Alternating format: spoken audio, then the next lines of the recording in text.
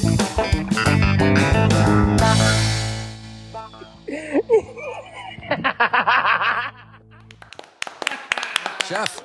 welcome back to the show. It's been a minute, but I'm so glad you're here. Whether you've been a chef for a long time or you aspire to become a chef, all are welcome here. This show is for you.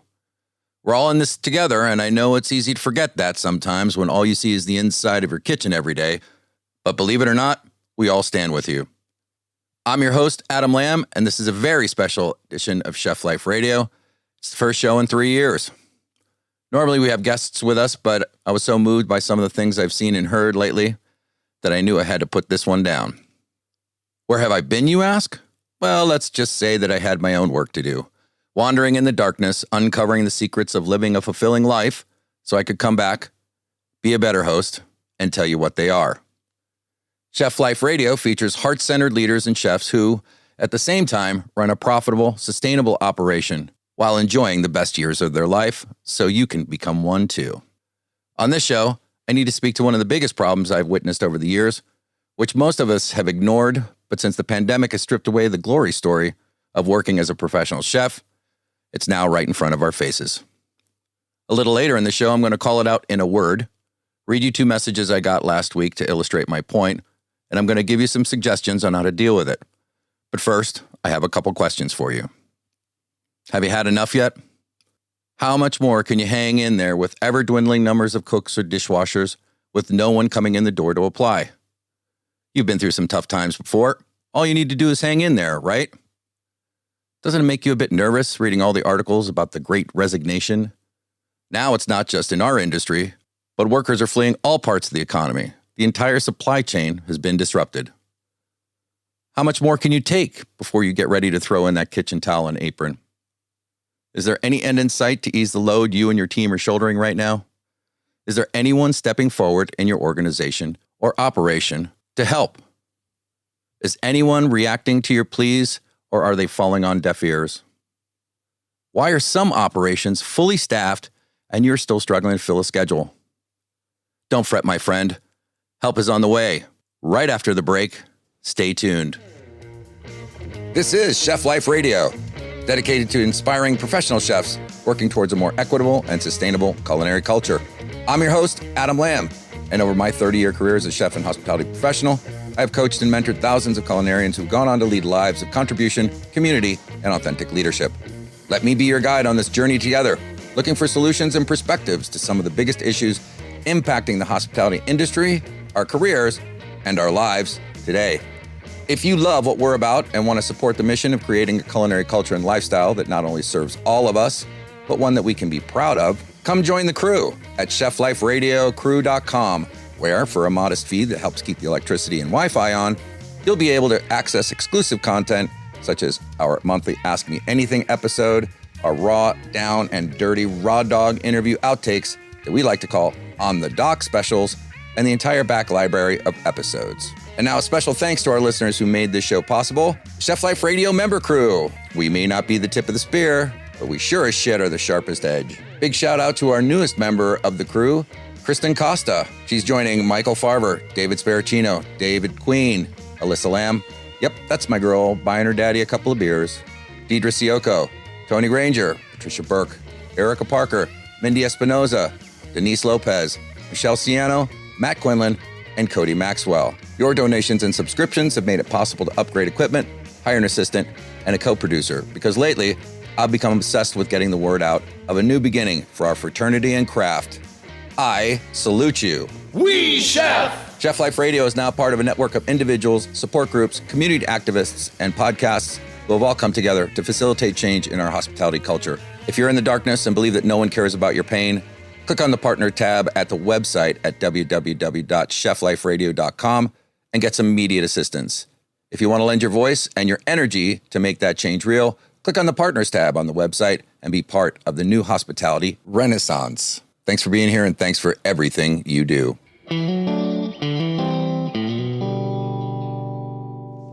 Welcome back to the show, Chef. I'm Adam Lamb, and this is Chef Life Radio. Here's a quote I saw on Tim Ferriss's Facebook post that caught my eye the other day, mainly because I thought he was describing me. Quote, People fall so in love with their pain, they can't leave it behind. The same for the stories they tell. We trap ourselves. And that by his guest, Chuck Palahniuk. Makes you think, doesn't it? Have you trapped yourself with the stories that you tell yourself? During this most difficult time of transition in our industry, it's important to question the stories we tell ourselves so they don't become a belief, a thought we think so many times that it becomes a pattern that we come to think of as a truth, either about ourselves or others. In other words, a delusion. You want to deal in truth?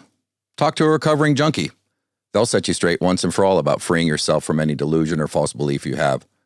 It's not about profit or loss for someone in recovery. It's life or death.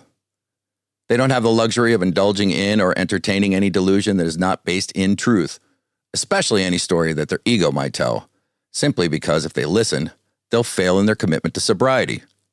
The ego can be so persuasive, right? Hey man, no one's around. Come on. You know you want a drink. Who would know, man? Come on. It's just one. Yeah, for people in recovery, they have to deal in facts. Old friend, a fellow chef and truth teller, James Shirley tells me often, Lamb, free your mind and your ass will follow. Yeah, everybody needs someone like James in their life to keep them on point and headed in the right direction. So in this episode, let's be clear. We've known for the last 10 years or so that our industry was facing a labor shortage.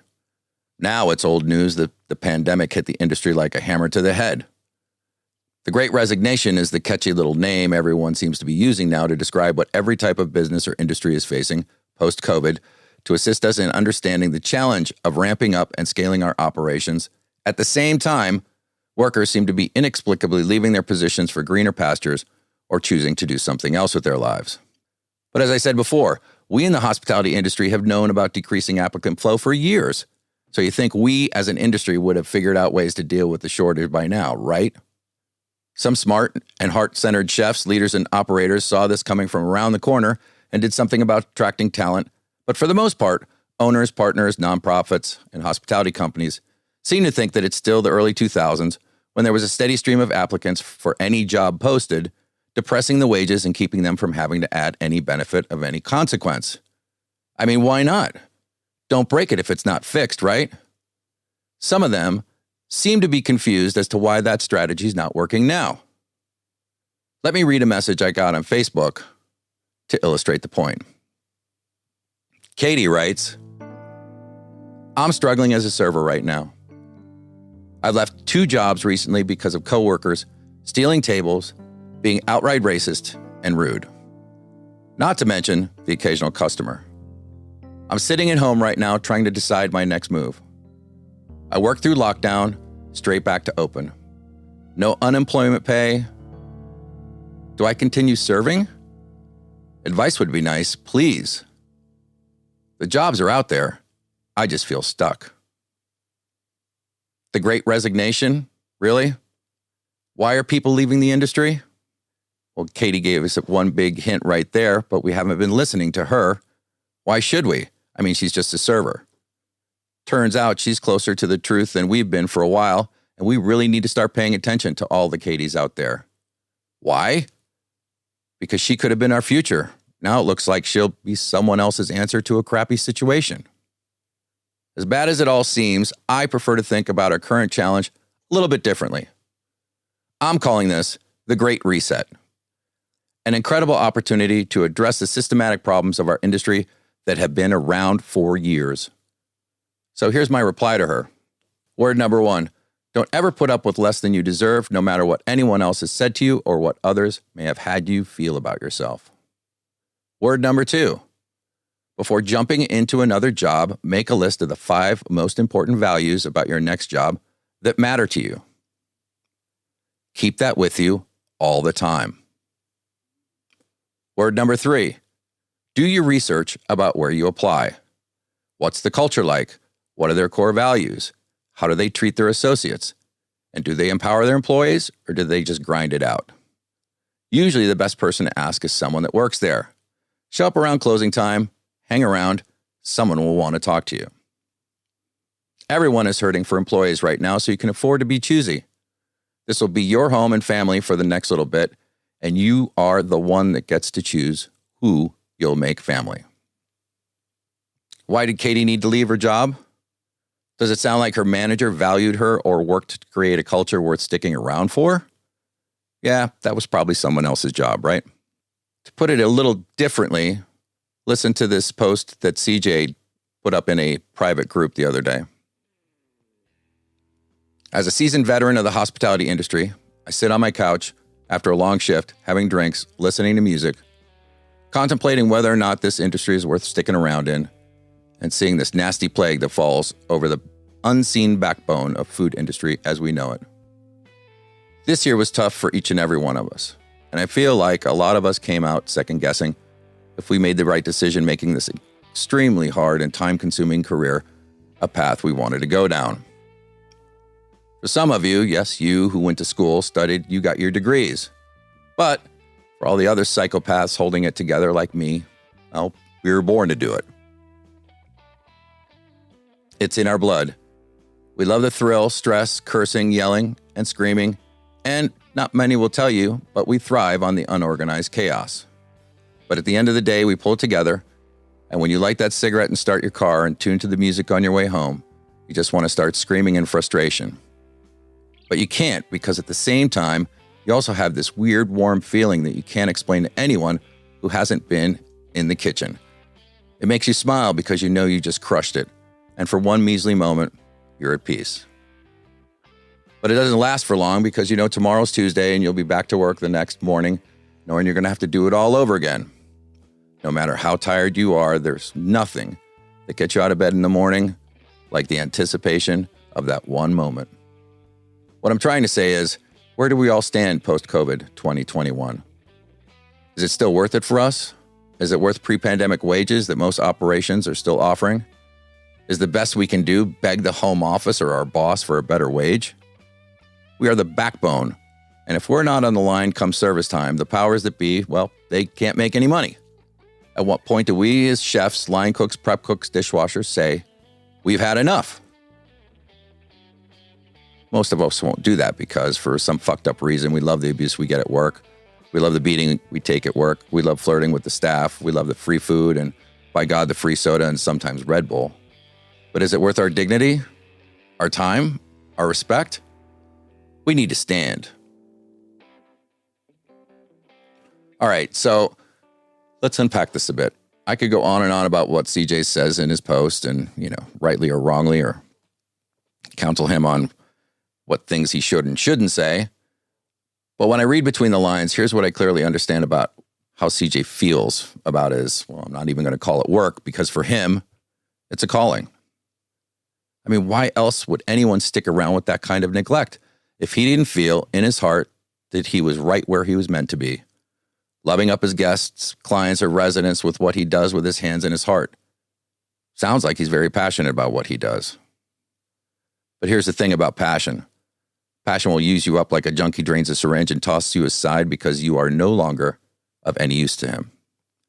Passion will convince you that loyalty matters more than your own health, so you stay one more day, one more shift, one more night, as you self-medicate the pain in your heart and the confusion in your brain. Passion unfulfilled in time leads to bitterness, which leads to what? Apathy. That's the word I want to talk about tonight. Apathy. Fuck it. It's the best it's going to be. What can I do about it except adjust my expectations, right? Really not much anything I can do. Going through the last 15 months brought everyone low. No one escaped the pandemic hole, and it's become the fucked up PTSD version of Groundhog Day. So after a while, that grind makes us apathetic. So why bother? Listen, sometimes the house has to be on fire for the folks inside to wake up and go outside and get some water.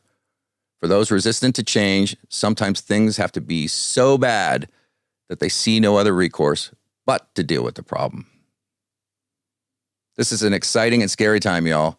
It's going to take a new way of thinking about old problems and a new way of being to come up with solutions.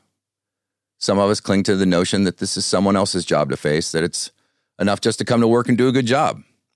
We stand there and watch the slowly unfolding disaster occurring right in front of us as managers and owners weigh the ROI on a smaller staff and increased cover counts. Some are actually trying to make up the revenue they lost during the pandemic by pushing the pedal down, careening towards operational collapse, while they sit and count their money, patting themselves on the back as they show off the latest P&L, dripping with the blood and sweat of those who stay and make it possible. Really? We're going to leave the staffing problem to them to solve? Why? Why would you stay in a job that doesn't value you? I mean, don't get me wrong. I did several times in my career for reasons that now I can no longer fathom. Because it was going to be great exposure, a great experience, that I was going to be working with a renowned chef. No problem that he's abusive, but, all kinds of shit like that. We can rationalize just about anything. But at the end of the day, when my head hits the pillow, my heart cloudy, heavy, and bitter, I come finally to the true, unassailable truth. I will only and ever have the body, the relationship, the job, the bank account, and the boss that I settle for. Laying there so goddamn bone tired, I convince myself that maybe tomorrow will be different. But how can it be when I'm going to get up and mindlessly go to work and make the same fucking decisions that I made yesterday? And they'll probably be the same ones I make tomorrow. In a word, I became apathetic. I thought, as most of us think, that I'm tough enough, that I can wait it out, that someone will see and appreciate what I do and save me. No one is coming to save me. No one is coming to save you. Stop bitching, man, because no one will ever understand how much mental, emotional, and physical effort we put into our jobs, except maybe another chef, and they have their own problems. So if you're waiting around expecting somebody to come up and pat you on the back for everything you put in, you might be waiting for a while. We, my friends, are going to have to appreciate ourselves. Keep our eye on the problem, ditch the fucking apathy, and put in the work. We have everything we need already. Just like hundreds of thousands of people making the decision to leave their jobs, I resigned my position after 2 years just recently. Want to know why? Because I wanted to tell a different story. I wanted to tell your story. I was reminded of this recently listening to Chef Jensen Cummings' podcast, Best Served, when he spoke about today's reality in the hospitality business, that every restaurant, pub, catering company is or should be a media company and a hospitality company, both internally and externally. We as chefs already have a leg up on that because all of us are storytellers. Look at our menus. We love to tell stories about where the food comes from, how it was grown, who grew it. There are very many reasons for our fellow chefs, line cooks, and dishwashers to be leaving. But one thing is clear. We are doing a pretty shitty job of telling the story of our operations. We're leaving it up to big media to tell the world how crappy it is to come into this field. And some of us are letting it happen. The answer, my friend, is in your pocket. Yeah, your phone. Craft the narrative of you, your operation, and start posting on social media. And I'm not talking about static images like food shots. Nobody gives a shit about that. Do videos of staff laughing as they're setting up the line. Do videos of you talking or training your cooks or servers. Be on whatever platform your prospective employee might be. Get over yourself or any hang up you might have about being in that video and start telling the story. Because if you don't, someone else is. Because the reality is, this is not a labor crisis. This is a crisis of apathy. This is a crisis of wages, yes, but more importantly, it's about a lack of culture, community, and compassion. And if you're waiting for someone else to fix that, then good luck. The hard truth is, if you're understaffed right now, then you have a culture problem. How you pay your people, treat your people, how you grow your people. You also have a story problem. No one knows it yet because you haven't put it out there in the way that prospective employees will understand. Operators like Noble Foods in South Carolina have had it figured out for a while now. Everyone on the streets knows that Chef Noble has instructed his staff, if someone applies that has a little talent and a lot of the right attitude, don't let them out the door. If we don't have a position, we'll make one. If you're looking for work like Katy, there are always a number of smart operators like Chef Noble in every town. But if you don't get off your ass, figure out what really matters to you and put yourself into action, you'll never know. If you're sticking with this field, good on you. But I have one request. Get cracking, creating a story that someone will align with and start spreading the news. Because if you wait for HR or you GM, It'll be a while before anyone joins you on the line. You can't blame anyone else, chef. No one else truly feels your pain. They're not in your clogs. And if you know you can't blame anyone else, I guess you'll have to start figuring out what you're going to say on that Facebook Live. By the way, the object of the video is to show how human and approachable you are. Don't worry about having the right words or looking good. The people who will be attracted to your voice and story don't give a shit about that. They just want to connect with you, and that's where they are. Now, 2 caveats to these suggestions. First, my lawyers, they're a bunch of dour, unimaginative pencil pushers, but they keep me out of jail, so there's that. They want me to remind you that if you own your own business, have at it. But if you are employed by a company, make sure you get permission to post on social media before you do. But at this point, why would any business stop you from promoting them for free? I don't know. Just do your due diligence and get their permission first. Secondly, when you do your videos, don't use your chef voice. You know the one I mean. The one where you drop an octave so you can use your big boy or big girl voice. Time check. Time check. 1 hour to service. The most important part of this is that you are authentic, fallible, human. In today's social media landscape, nothing is hated more than someone putting on airs. Just be yourself, like you would be with your partner. Yeah, that's the ticket. As far as the other operators out there who refuse to see the tsunami of their destruction on the horizon, well, like I said earlier, it's not like we were keeping silent about it. As a matter of fact, some of us, like me, have been ringing that fucking bell as hard and loud as I could because at the end of the day, to be told that I was right brings me no consolation at all. Instead, in that moment, I'll be warning all those that fell by the wayside, that could have been helped, or were either ignored or deemed not worthy enough to give a shit about. Don't let me see your name on that list.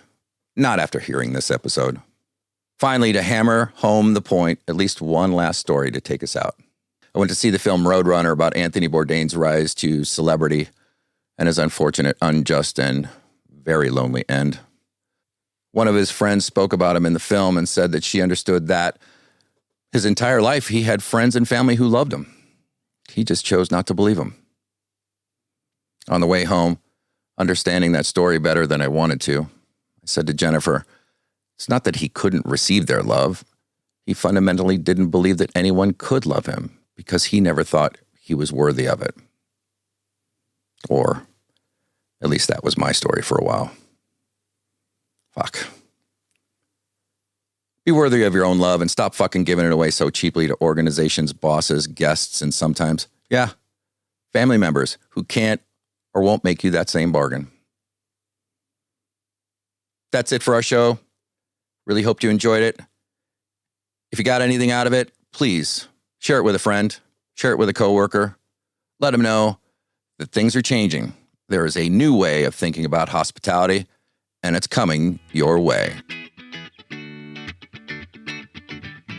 Here at Chef Life Radio, we believe that working in a kitchen should be demanding. It just shouldn't have to be demeaning. It should be hard, just doesn't have to be harsh. We believe that it's possible to have more solidarity and less suck it up sunshine, more compassion, less cutthroat island. We believe in more partnership and less put up or shut up, more family and less fuck you. Finally, consider for a second for all the blood, sweat, ashes, and sometimes even tears we put into what we do. Really, man, at the end of the day, it's just some stuff on a plate. None of it really matters. Doesn't define you as a person or make you any more special or less than anyone else. It's just the dance that we're engaged in, so we might as well laugh and enjoy every bit of it, even the crappy parts, while we're doing it. Or didn't you know that the purpose of your life should be to enjoy it? Like it, Hefe. I fucking love it. I am humble. Goddamn glory box mode I don't live on now.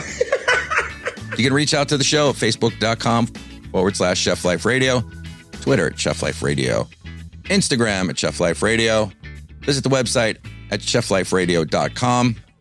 Subscribe to the podcast in any of the major podcast directories. Please take a moment and give us a thumbs up and give us a review. It really does help spread the news. Thanks for listening. Until the next episode, be well and do good. Leave the hall light on, honey. I'll be coming home late. This show was produced, recorded, and edited by me, Adam Lamb, at the Dish Pit Studios. in the basement bunker in Bardo, North Carolina.